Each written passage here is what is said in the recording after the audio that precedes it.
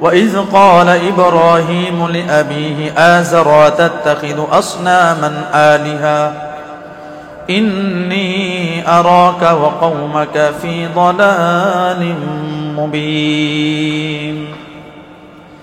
সামের 7 কিংবা 8 নম্বর পুরুষের নাম হইল আজর। এই আজরের গর্ভে, এই আজরের বিবির গর্ভে একটা সন্তান হইল, নাম হইল ইব্রাহিম। নাম কি? জুড়ে বলে না, নাম কি? ইব্রাহিম। ইব্রাহিম আলাইহিস সালাম দুনিয়ায় আসার পর দেখেন কেউ আগুনের পূজা করে, কেউ গাছের পূজা করে, কেউ গরুর পূজা করে, কেউ চাঁদের পূজা করে, কেউ সূর্যের পূজা করে, এক একজন এক একটা জিনিসের পূজা করে। হযরত ইব্রাহিম আলাইহিস সালাম দুনিয়ায় আসার পর সর্বপ্রথম তাকে দেখতেছেন এই দুনিয়ার মানুষের মধ্যে সবচাইতে বেশি যেই জিনিসটার পূজা করে সেটা হইল আগুন। সেটা কি? আগুন। কথা বললেন? হ্যাঁ, আগুন। আগুন দাউ দাউ করে জ্বলে, তার কি তাপ! আগুনের তাপে আশেপাশের গাছের পাতাগুলো পুড়িয়া যায়, তার কত তাপ! এই মনে ক্ষুধা হবে। যখন তিনি এটা ভাবলেন এটাই ক্ষুধা হবে, ক্ষুধা খুব, এটাই প্রভু হবে, কিছুক্ষণ পর দেখলেন তারা পূজা করে, তারপরে তাকে পানি ঢেলে আবার শেষ করে ফেলছে। আল্লাহর পয়গম্বর বলতে লাগলেন, না, এটা প্রভু হতে পারে না। যেই জিনিসটা আছে আবার নাই, হঠাৎ আসে আবার চলে যায়, সে কোনোদিন প্রভু হতে পারে না। আল্লাহ তাআলা কুরআনুল কারীমের মধ্যে বলেন, ফালাম্মা রাআশ শামসা বাযিগাতান ক্বালা হাযা রাব্বী। কিসের আয়াত বলেন তো? কুরআনের আয়াত। কিসের আয়াত? কুরআনের আয়াত। আল্লাহ তাআলা বলেন, ফালাম্মা রাআশ শামসা বাযিগাতান ক্বালা হাযা রাব্বী। এই আগুন যখন নিভে গেল, তিনি তার প্রভুকে ঘুরে ঘুরে খুঁজতেছেন। হঠাৎ করে দেখেন শামস মানে সূর্য, সুন্দর একটা সূর্য। ইব্রাহিম আলাইহিস সালাম বললেন, ক্বালা হাযা রাব্বী, এটাই আমার প্রভু। কিছুক্ষণ পর সন্ধ্যা যখন হয়ে গেছে, দেখেন সূর্য আর নাই, সূর্য মামাটা নিজে নিজেই ডুবে গেছে। তিনি বলতে লাগলেন, ফালাম্মা রাআশ শামসা বাযিগাতান ক্বালা হাযা রাব্বী فلما أفل قال لئن لم يهدني ربي لأكونن من القوم الضالين। ইব্রাহিম আলাইহিস সালাম বললেন, এই সূর্য কোনদিন মানুষের প্রভু হতে পারে না। সূর্যের নিজের অস্তিত্বই নাই, আসে আবার ডুবে, অন্য কেউ প্রভু হবে। সূর্যকে ছাইরা দিলেন। এখন খুঁজতে থাকলেন কে প্রভু হইতে পারে, আবার খুঁজতেছেন। এখন গিয়া দেখেন মানুষ গাছের পূজা করে। এগুলো মানে আপনারা জানেনও না, একসময় হইতো গাছের কি করে? পূজা করে। তিনি বলতে লাগলেন গাছের পূজা করে। আবার দেখা যায় মানুষের যখন প্রয়োজন হয় এই গাছকে লাকড়ির জন্য কাটে, আবার ঘরের জন্য কাটে। এটা আবার প্রভু হয় কেমনে? কি বলেন? প্রভুরে কাটা যায় না? এই গাছকে যদি তারা প্রভুই মানে, এই গাছকে আবার পুরাইতেছে, আবার ঘর বানাইতেছে, ঘরের মধ্যে আবার পেরেক মারতেছে, গাছে তো দেখি কিছুই কয় না। তিনি বললেন, থুক্কো, এটাও প্রভু না। আবার চলে গেলেন, গিয়া দেখেন গরুর পূজা করে। কিসের পূজা? গরুর পূজা।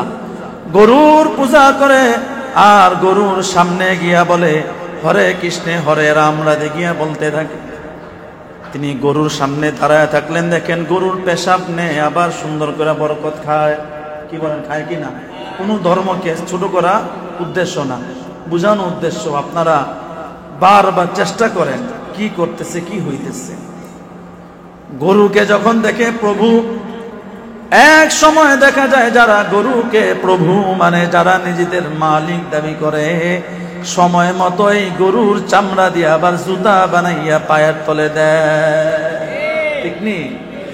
ইব্রাহিম আলাইহিস সালাম বলতে লাগলেন, এটা কোনদিন প্রভু হতে পারে না, এটা কোনদিন প্রভু হতে পারে না, এটা একজনের নিশ্চিত বানানো। আল্লাহ তাআলা বলেন, তারপর ইব্রাহিম খুঁজতেছে। সন্ধ্যা হয়ে যখন রাত্র আসলো, আল্লাহ তাআলা নিজেই বলেন, ফালাম্মা রাআল কমারা বাযিগান ক্বালা হাযা রাব্বী। ইব্রাহিম আলাইহিস সালাম চন্দ্রকে দেখে বললেন, এটাই হয়তো আমার প্রভু হবে।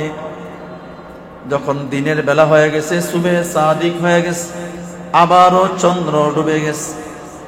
ইব্রাহিম আলাইহিস সালাম বলতে লাগলেন, ফালাম্মা ফালাত ক্বালা ইয়া কওমি ইন্নী বারীউম মিম্মা তুশরিকুন। এটা কোনদিন প্রভু হইতে পারে না, প্রভু হইতে পারে না। যার নিজের অস্তিত্ব নাই সে কেমনে প্রভু হয়? ঠিক নেই? ইব্রাহিম আলাইহিস সালাম প্রভুর তালাশে খুঁজতেছেন, প্রভু তালাশে হন্য হন্য খুঁজতেছেন, প্রভু পান না। আল্লাহ তাআলা বলেন অবশেষে, ইন্নী ওয়াজ্জাহতু ওয়াজহিয়া লিল্লাযী ফাতারাস সামাওয়াত ওয়াল আরদা হানিফা ওয়া মা আনা মিনাল মুশরিকিন। আল্লাহ তাআলা বলেন অবশেষে ইব্রাহিম আমি আল্লাহর পরিচয় পেয়ে গেছে। সুবহানাল্লাহ। কিভাবে পাইছে? আল্লাহ পাক মিলাই দিয়েছেন, হয় স্বপ্নের মাধ্যমে মিলাই দিয়েছেন, নতুবা অন্য কোনো মাধ্যমে কি করছেন? মিলাই দিয়েছেন। এখান থেকে একটা শিক্ষণীয় বিষয়, শিক্ষণীয় বিষয়টা কি? ইব্রাহিম আলাইহিস সালাম যখন প্রভুকে পান নাই, তখন কি হাল ছেড়ে দিচ্ছেন নাকি খুঁজতে থাকছেন? জোরে কথা বলেন, হাল ছেড়ে দিচ্ছেন না খুঁজতে থাকছেন? খুঁজতে থাকছেন। এখান থেকে শিক্ষণীয় বিষয় হইল, বর্তমানে আমাদের জমানায়ও দেখবেন বহু লেবাসধারী, আমি হুজুরের মোল্লার মতো কিছু মোল্লা পাইবেন। আমি তো শুধু জুব্বা পরা, অনেকে দেখবেন পাগড়িও পরা, অনেকের দেখবেন আবার আবা কাবাও পরানো, বিভিন্ন ধরনের জিনিস দেখবেন পরা। দেখবেন বিভিন্ন নিজের দিকে ডাকতেছে, নিজের পায়ে সেজদা দাও, নিজের কাছে গরু দাও, আমার কাছে সন্তান চাও, বলে কি না? কথা আপনারা জানেন না? বলে তো, অবশ্যই বলে। বিভিন্ন জনে বিভিন্ন দরবারে ডাকতেছে। আপনার আমার কাজ কি? ডাকলেই দৌড় মারা না তল্লাশি করা, যাচাই বাছাই করা যে এটা সত্য না কোনটা সত্য। বিবেক তো আল্লাহ পাক দিয়ে দিচ্ছেন না? আল্লাহ পাক বিবেকের আয়না, বিবেক নামক একটা থার্মোমিটার দিয়ে দিচ্ছেন। জ্বরের থার্মোমিটার আছে, প্রেসারের থার্মোমিটার আছে, ডায়াবেটিসের থার্মোমিটার আছে, প্রত্যেকটা রোগ ব্যাধির থার্মোমিটার আছে। কি বলেন? আপনার ইমান সঠিক নাকি বেঠিক, এটা থার্মোমিটার কি আল্লাহ তাআলা দেন নাই? অবশ্যই দিচ্ছেন। এজন্য আপনার শরীর কোন রোগ ব্যাধি হইলে ডাক্তার দেখানোর সময় কোন ডাক্তারটা ভালো 10 জনের কাছে জিজ্ঞাসা করেন, করেন না? কথা বলেন না, করেন কি না? অবশ্যই করেন। তো ঈমানের ক্ষেত্রে কার কাছে গেলে ভালো হবে এটা যাচাই বাছাই করা দরকার আছে না নাই? অবশ্যই দরকার আছে। বর্তমানে আমাদের যুবক ভাইদের মধ্যে প্রায় জায়গায় গেলেই শোনা যায়, অনেক ক্ষেত্রে মানুষ বলে হুজুরই তো ঠিক নেই, বলে কি না? কথা বলেন না, বলে কি না? অবশ্যই বলে। উদাহরণস্বরূপ আপনাদেরকে বুঝাই, আপনি যাইবেন গুলিস্তান অথবা আপনি যাইবেন সিলেট অথবা চট্টগ্রাম, এই জায়গাগুলো যাওয়ার রাস্তা কি একটা না অনেকগুলো? বলেন না, সংক্ষিপ্ত আকারে বোঝেন, অনেকগুলো। কিন্তু যেই রাস্তা দিয়ে আপনি যান, ঘুরা ফিরে গিয়ে দেখবেন সামনে চট্টগ্রাম, ঘুরা ফিরে গিয়ে দেখবেন সামনে সিলেট, ঘুরে ফিরে গিয়ে দেখবেন সামনে গুলিস্তান আছে। আল্লাহ তাআলা কুরআনের আয়াতের মাধ্যমে বলছেন, ওয়াল্লাযীনা জাহাদু ফীনা লানাহদিয়ান্নাহুম সুবুলানা। যারা আমি আল্লাহকে পাওয়ার জন্য চেষ্টা করবে, সুবুলুন মানু রাস্তা, বুঝছেন? আল্লাহ তাআলা সুবুল রাস্তার বহু বচন বলে দিচ্ছেন যে আমি আল্লাহ একটা রাস্তা খুলে দেব না, বহু রাস্তা আমি আমার বান্দার জন্য খুলে দিব। আল্লাহ পাক চাইলে একটা রাস্তা খুলে দিতে পারতেন, পারতেন না? আল্লাহ পাক বহু রাস্তা খুলে দিয়েছেন। তো ইসলামকে নিয়ে এক একজন এক এক ভাবে ব্যাখ্যা করবে, কোনটা সঠিক কোনটা বেঠিক এটা আপনার বিবেকের চক্ষু দিয়া আপনার নির্ণয় করতে হবে, বিবেক দিয়ে আপনার যাচাই বাছাই করতে হবে। এজন্য একচেটিয়া ভাবে সবাইকে খারাপ বলে না, বলা যাবে? বলা যাবে না। এজন্য সব সময় চেষ্টা করা, যাচাই বাছাই করা কোনটা সঠিক পথ। আল্লাহ তাআলা আমাদের সকল বুঝার তৌফিক দান করেন। তো হযরত ইব্রাহিম আলাইহিস সালাম আল্লাহ তাআলার পরিচয় পেয়ে গেলেন। পরিচয় পাওয়ার পর আস্তে আস্তে বুঝমান হইতেছেন। বুঝমান হওয়ার পর দেখেন তার যে নিজের বাবা আছে, বাবার নামটা কি বলছিলাম মনে আছে? একটু বলেন না, কি বলছিলাম? আজর। এই আজর দেখলেন নিজেই মূর্তি বানায়, নিজেই কি বানায়? মূর্তি বানায়। তখন তার বিবেক একটা বাধা দিল, বলতে লাগলেন, বাবা এটা কি বানান? ওই তো প্রভু বানাই, খুদা বানাই। আচ্ছা ঠিক আছে, খুদা বানান, প্রভু বানান, আচ্ছা ঠিক আছে। একদিন বাবা গেছে একটা কাজে, আজর একটা কাজে গেছেন, ওই দিন ছিল আবার মেলা।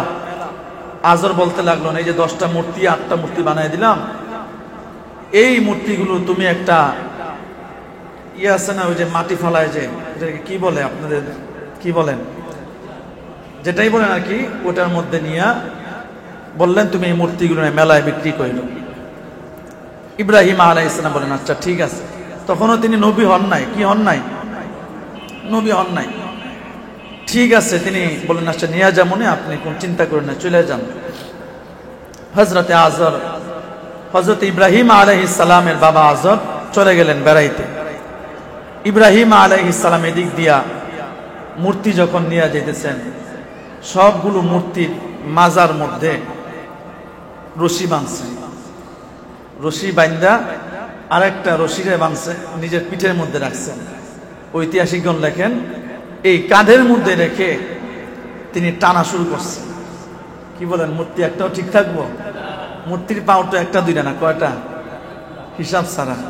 আপনার আমার পাওয়াটা হিসাব আছে, এদের কোনো হিসাব নাই। এদের দেখবেন পিস দিয়া বাঁশ দিয়ে দাঁড় করে রাখে, এরা দাঁড়াইতে পারে না, এদেরকে পিস দিয়া বাঁশ দিয়ে দাঁড় করায় রাখে।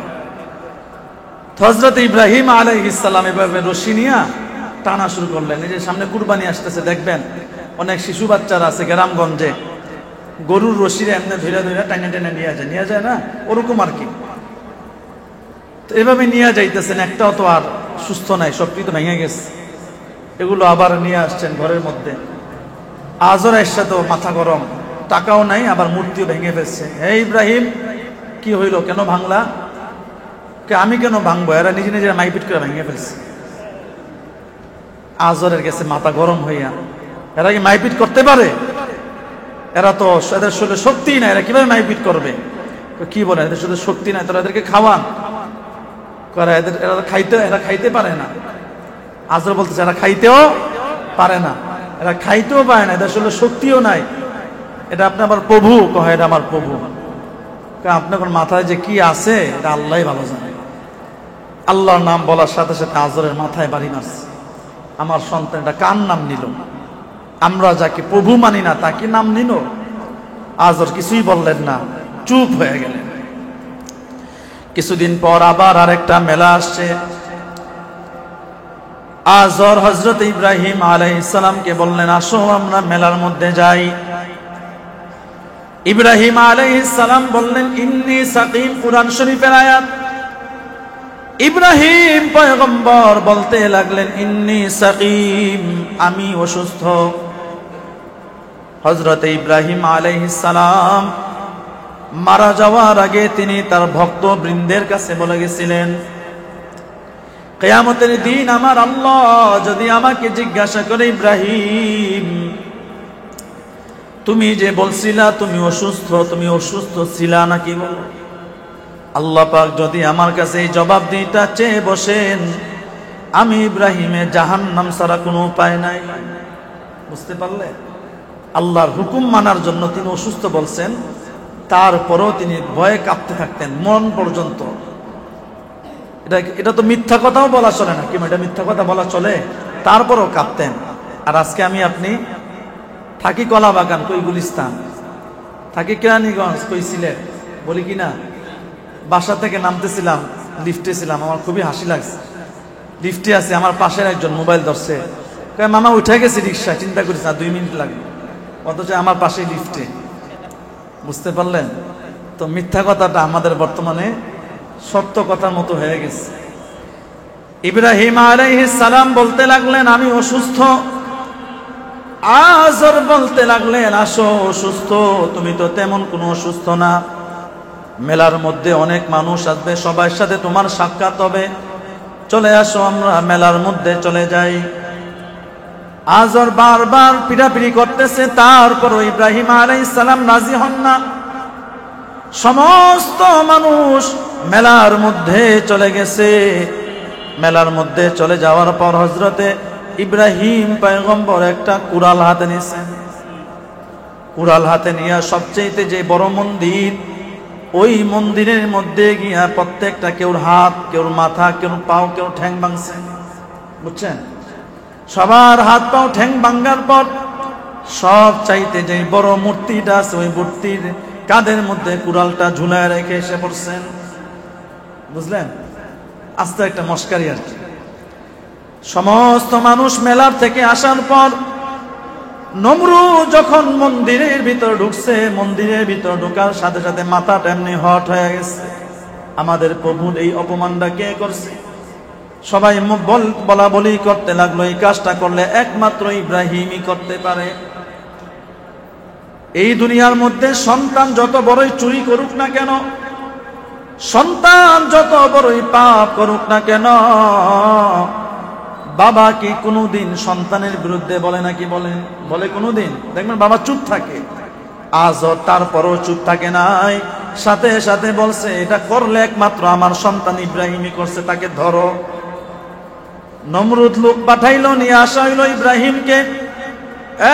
ইব্রাহিম, তুই কি এই মূর্তিগুলো ভাঙছস নাকি? ইব্রাহিম কয়, আমি ভাঙবো কেন? দেখেন না কে ভাঙছে, ওর কাঁধে তো কুড়াল লাগা।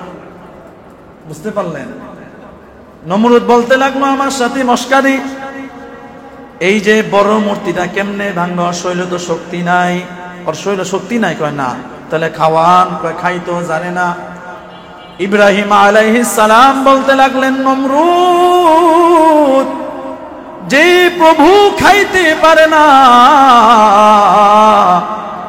যেই প্রভু শরীরে শক্তি নাই, যেই প্রভুকে পিছন দিয়া বাঁশ দিয়া ঠেলা মাইরা দাঁড় করে রাখতে হয়, যেই প্রভু সামনে খাবার দিলে খাইতে পারে না, মাছি খায়, পাখি খায়, তারপরও তাড়াইতে পারে না, এটা কোনোদিন প্রভু হইতে পারে না রে নমরুদ।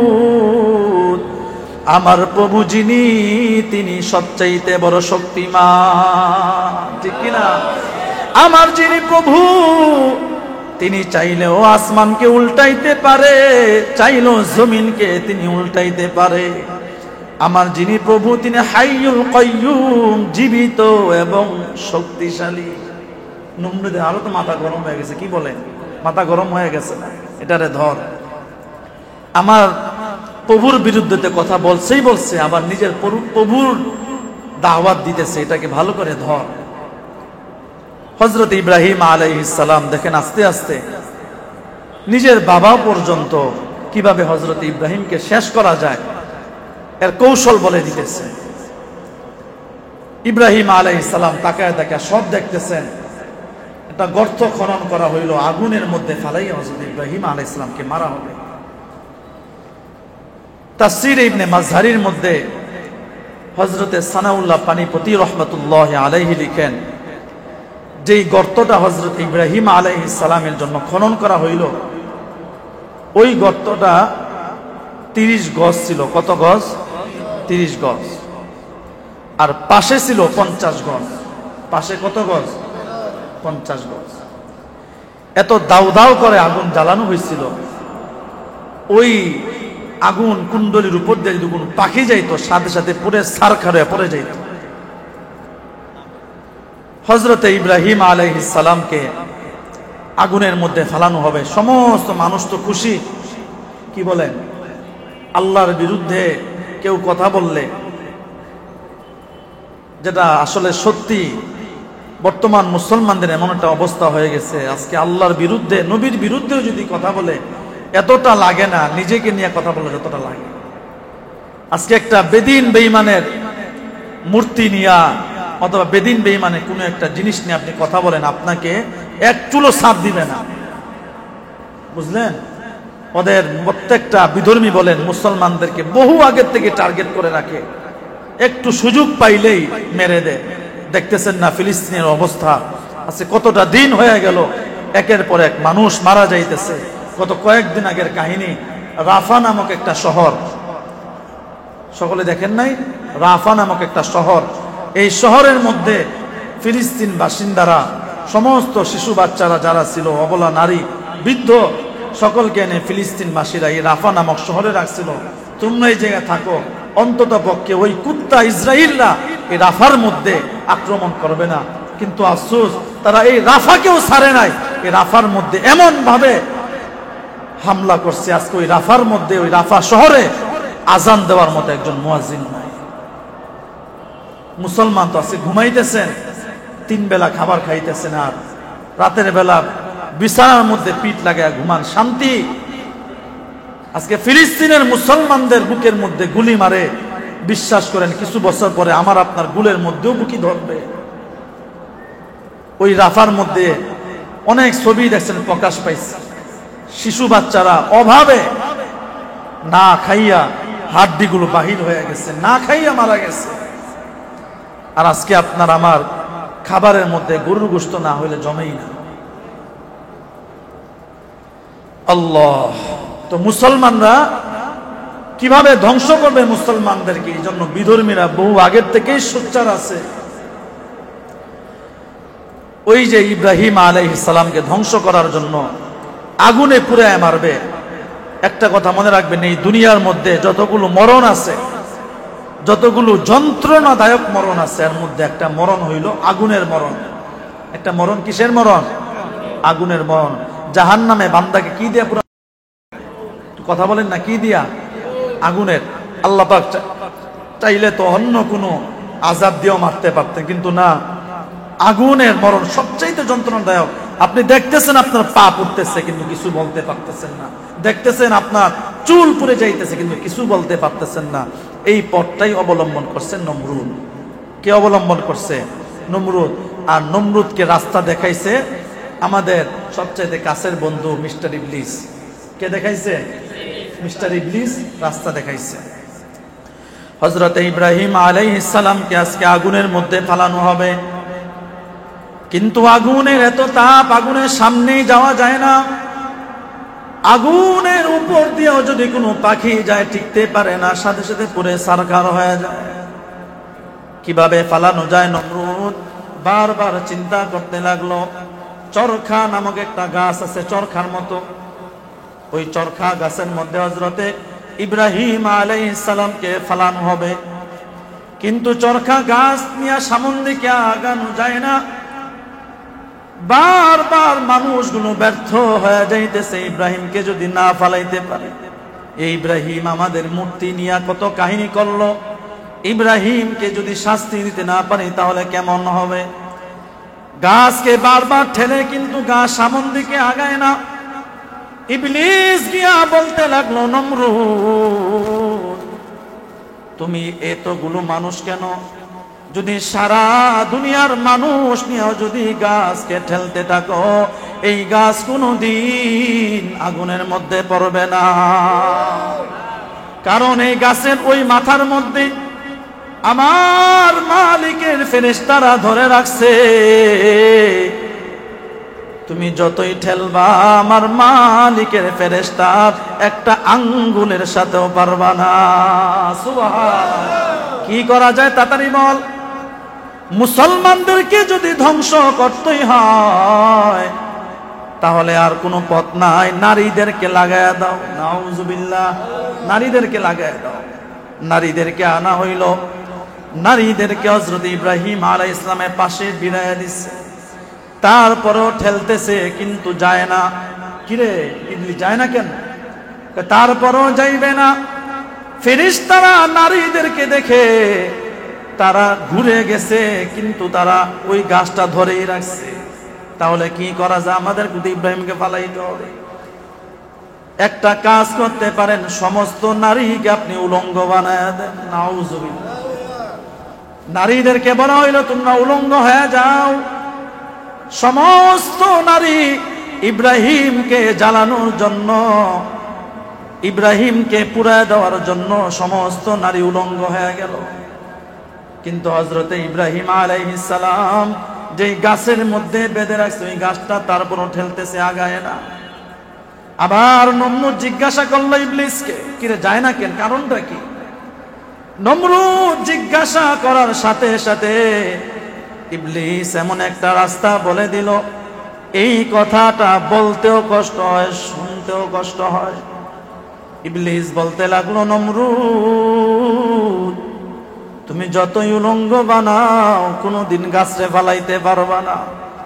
তুমি ইব্রাহিমের বাবাকে বলো, ইব্রাহিম যতক্ষণ পর্যন্ত ইব্রাহিমের শরীরের মধ্যে কাপড় থাকবে ততক্ষণ পর্যন্ত ফেরেশতারা এই দুনিয়া থেকে যাবে না।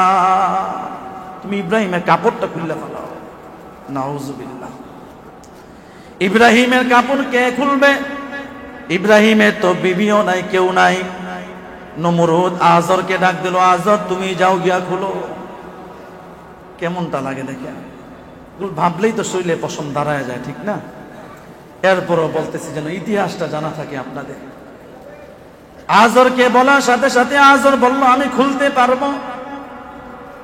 আজর গিয়া হযরতে ইব্রাহিম আলাইহিস সালামের জামা খোলার জন্য গিয়া ধরছে। ইব্রাহিম আলাইহিস সালাম সাথে সাথে চোখের পানি ছেড়ে দিয়া বলতে লাগলেন, আল্লাহ এই দুনিয়ায় আমার মা নাই, আমার কেউ নাই, আমি বড় ইয়েতিম। এই দুনিয়ায় আমার মাও নাই, আমার কোনো আত্মীয় স্বজন নাই। আজকে তোমার দিন কায়েম করার জন্য আগুনের মধ্যে ফালাইতেছে, আমি রাজি ছিলাম। আগুনের মধ্যে ফালাইতেছে, আমি রাজি আছি। কিন্তু এতগুলো মানুষের সামনে যদি আমি ইব্রাহিমের পোশাকটা খুলে ফেলে আমার কি অবস্থা হবে? আল্লাহ তাআলা সাথে সাথে জিবরাইল আলাইহিস সালামকে বললেন, জিবরাইল যা যা আমার বন্ধুর সম্মানটা গিয়া রক্ষা কর। জিবরাইল আলাইহিস সালাম জান্নাতি একটা পোশাক নিয়া হযরতে ইব্রাহিম আলাইহিস সালামের সামনে চলে আসছেন। ইব্রাহিম আলাইহিস সালামের সামনে এসে বলতেছেন, পয়গম্বর কিছুক্ষণের মধ্যে আপনাকে আগুনের মধ্যে নিক্ষেপ করা হবে। আল্লাহ তাআলা আমাকে পাঠাইছেন, আপনার কি কোনো সাহায্যের দরকার আছে কিনা? তখন একটা জবাব দিছিলেন, এ যুবক ভাই, এই জবাবটা নিজের মনের ভিতর ঢুকায় নেন। এই জবাবটা মুসলমান বন্ধু নিজের ভিতর ফিট করে নেন, তাহলে দেখবেন কোনো অশান্তি আসবে না। ইব্রাহিম আলাইহিস সালাম তখন বলছিলেন, জিবরাইল তোমাকে আমার যেই মালিক পাঠাইছে আমি আগুনের মধ্যে পড়ব, ওই মালিক আমি ইব্রাহিমকে দেখতেছে। আমাকে যদি সাহায্য করতেই হয় আমার মালিক করবে, তুমি জিবরাইলের কোনো দরকার নাই। আল্লাহ তাআলা সাথে সাথে 17 নম্বর পারার 8 নম্বর পৃষ্ঠায় শেষের দিকে গিয়া দেখবেন একটা আয়াত আছে। আল্লাহ তাআলা সাথে সাথে আগুনকে বলে দিছেন, উলনা ইয়া নার, বলেন না উলনা ইয়া নার কুনি বারদান ওয়া সালামান আলা ইব্রাহিম। আল্লাহ তাআলা বলেন, ইয়া নার আগুন তুই কুনি হয়ে যা, বারদা তুই ঠান্ডা হয়ে যা। আর আল্লাহ তাআলা বললেন, সালাম সালামুন আলা ইব্রাহিম, আগুনের মধ্যে ইব্রাহিম পড়ো, তুমি ইব্রাহিমকে আমি সহস্রবার সালাম জানাই। সুবহানাল্লাহ। আগুন ঠান্ডা বরফের মতো হয়ে গেছে। আগুনে যাওয়ার পর হযরত ইব্রাহিম আলাইহিস সালামের কি হয়েছিল, কতদিন ছিলেন, তার পশম পুড়ছিল কিনা, তিনি মারা গেছিলেন কিনা, তারপরে আল্লাহ তাআলা কিভাবে তাকে সামন দিকে উঠাইছেন, ইনশাআল্লাহ আগামী শুক্রবার বলবো। আসবেন তো ইনশাআল্লাহ? বলেন তো আসবেন, কিন্তু আসেন তো না, সমস্যা হয়ে গেল। ওয়াজ শুরু করতে করতে 50 বাজাইতে হয়, শুরু করি 30-এ, 12টা 30-এ, কিন্তু আপনারা না আসলে মূল পয়েন্টগুলো বলতে নিজের কাছে ইতস্ত বোধ হয়। এজন্য চেষ্টা করা আজানের আগে আসার। পারা যাবে তো? কুরবানির আগে আর মাত্র 2টা জুমা আছে। কয়টা জুমা? কথা বলেন না, কয়টা জুমা? 2টা জুমা। এই 2 জুমার মধ্যে ইনশাআল্লাহ প্রতিদিন বয়ানের শেষের দিকে কুরবানি বিষয়ক কিছু গুরুত্বপূর্ণ মাসালা বলা হবে।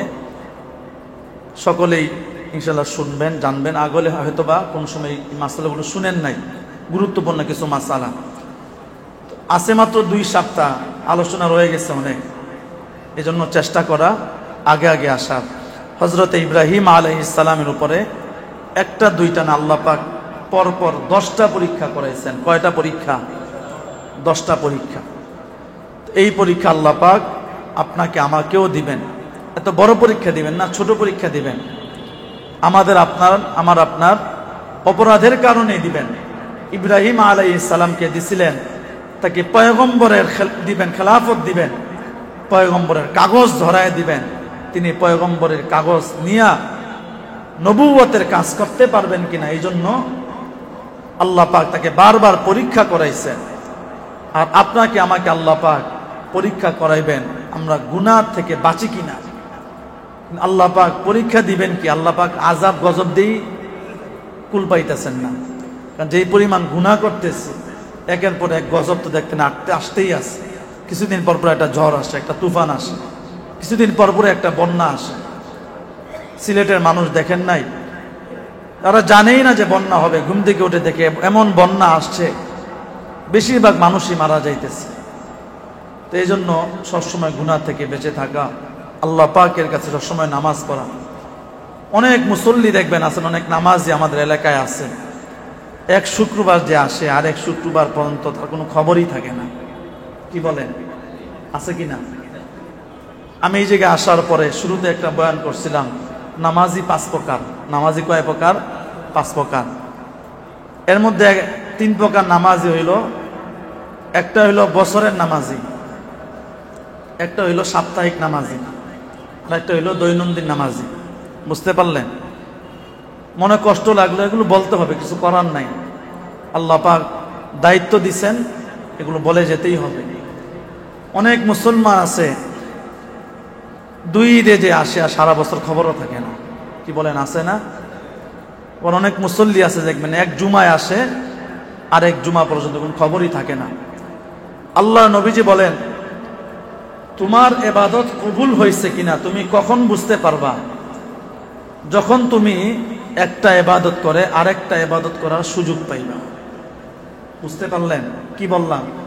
যখন তুমি একটা ইবাদত করে আরেকটা ইবাদত করার আল্লাহর পক্ষ থেকে সুযোগ পাইবা, তখন গিয়া বুঝবা তোমার ইবাদতটা কবুল হয়েছে। এজন্য নামাজ পড়তে মন চায় না, এই লেগে নামাজ ছেড়েই দিব। কি বলেন? ইবাদত করার মন মানসিকতা ভিতরে আসে না। নামাজই পড়তাম না, হুজুর তো কইছে যে কবুল হইলে আল্লাহ পাক আরেকটা সুযোগ সুবিধা আসবে। যেহেতু কবুল হয় না, সুযোগ সুবিধাও আসে নাই, যেন কি নামাজ ছেড়েই দিব। আল্লাহ নবীজি বলেন, যদি তোমার আসরের নামাজ পড়ার পর মাগরিবের নামাজ পড়ার জন্য তোমার পায়ে চুলকায়, মসজিদে যাওয়ার জন্য তোমার পাও দৌড়াইতে থাকে, তখন বুঝবে তোমার আসর নামাজটা কবুল হয়েছে। এখন আপনার কি মনে হয়, জুমার নামাজ পড়ে গেলে বাকি 1 সপ্তাহ কি নামাজ পড়ার জন্য পায়ে দৌড়াদৌড়ি করে? কথা বলেন না, করে নাকি? করে না তো। আমার মনে হয় এই মসজিদে ওয়াক্তিয়া নামাজে যে পরিমাণ মুসল্লি হয়, সারাদিনের মুসল্লিরা যদি যোগ দেন, গুণ দেন, তারপরেও মনে হয় জুমায় যে পরিমাণ মুসল্লি হয় এর চেয়ে তো কম হবে। তাহলে সারা সপ্তাহ মুসল্লি গেল কই? বুঝতে পারলেন? এজন্য একের পর এক আযাব গজব আসতেছে আপনার আমার গুনাহের কারণে। এই যে পশু পাখিগুলো দেখেন আযাব গজবে মারা যাইতেছে, গাছগুলো ভেঙ্গে যাইতেছে, পাখিগুলো। এই যে যেদিন ঝড় তুফান আসছিল, রেমাল, একদিন যাবৎ ঝড় গেছে, কয়েকটা জায়গায় দেখছি বিভিন্ন সানসেট আছে না, গাছের বাসাবাড়ি সানসেট, সানসেটের মধ্যে কাক, বিভিন্ন পাখি জরাজীর্ণ অবস্থা, ভিজে কাতর কাঁপতেছে, দাঁড়ায় আছে, খাবারও নাই, কিছু নাই। এই যে পাখিগুলো কষ্ট পাইতেছে, বদুয়াগুলো আপনার আমার উপর আসতেছে না? কি বলেন, আসতেছে না? অবশ্যই আসতেছে। শিশু বাচ্চারা কি কোনো অন্যায় করে? বলেন না, শিশু বাচ্চারা কোনো অন্যায় করে?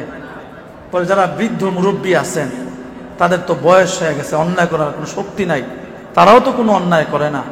এই যে বিভিন্ন শ্রেণীর পেশার মানুষগুলো, পশু পাখিগুলো কষ্ট পাইতেছে আপনার আমার অন্যায়ের কারণে, এর জবাব দিয়েও কিন্তু কিয়ামতের দিন দেওয়া লাগবে। এজন্য সব সময় চেষ্টা করা আপনার আমার যেন কোনো গুনাহ না হয়। যখন নামাজ 5 ওয়াক্ত ইনশাল্লাহ পড়ব, তখনই সম্ভব হবে গুনাহ ছাড়তে পারবো। আল্লাহ তাআলা আমাদের সকলকেই তৌফিক দান করেন।